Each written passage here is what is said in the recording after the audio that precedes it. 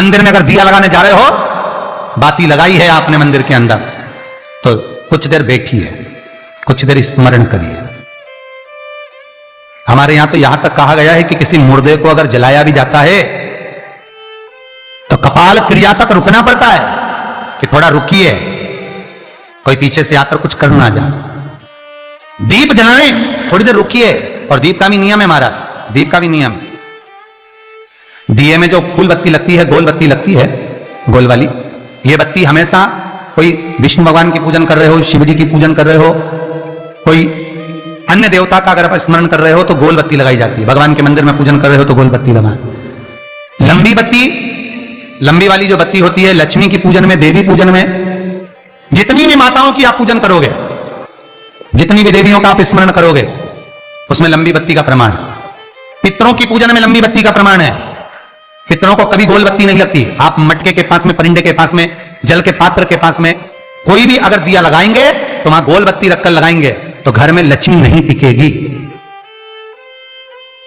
कई लोग कहते हैं कि परिंदे के पास, मटके के पास में, पानी के स्रोत के पास में जहां जल भरते हैं, हंडा रखते हैं, टंकी रखते हैं, वहां पर मटके के पास बत्ती लगाओ, दिया लगाओ, पितर शांत रहेंगे। तो पितरों को शांत करो, मना नहीं है, पर दिया लगाने का नियम है कि पितरों को अगर आप दिया लगा रही हो मटके के पास, परिंदे के पास, या अमावस्या के दिन पितरों के लिए अगर दीप लगा रही हो तो गोल बत्ती अगर लगाओगी तो कार्य कभी सफल नहीं होगा।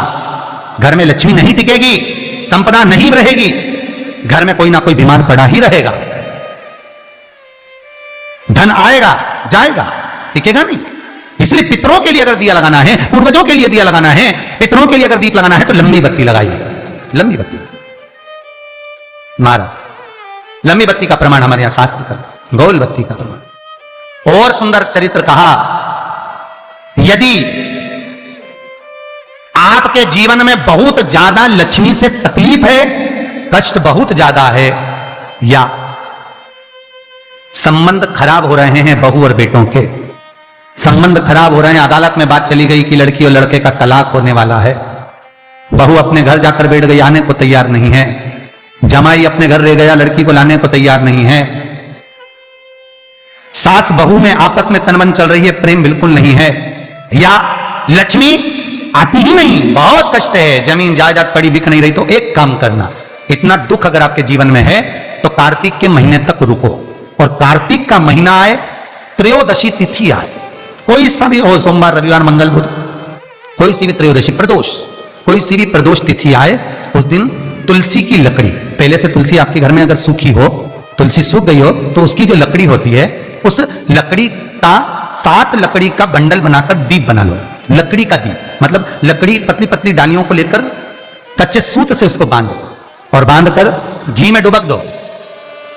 कार्तिक के महीने में शुक्ल पक्ष की त्रयोदशी तिथि जब आए, प्रदोष का जब व्रत आए, उस दिन भगवान के मंदिर में, शिव मंदिर में नहीं, भगवान किसी भी देवता के मंदिर में, विष्णु के मंदिर में, नारायण के मंदिर में, कृष्ण मंदिर में, राम मंदिर में, किसी भी मंदिर में, मंदिर ना हो तो अपने घर के मंदिर में शाम के समय पर उस तुलसी की लकड़ी का दीप, दिया भरकर उसमें घी डालकर जो दीप प्रकट कर देता है, जला देता है, दीप को प्रज्वलित कर देता है, उसके घर में कभी संपदा की कमी नहीं होती। महाराज विष्णु पुराण में स्पष्ट लिखा है। इसलिए शायद कहा जाता है कि भगवान को सर्वश्रेष्ठ कौन सा चंदन अच्छा लगता है।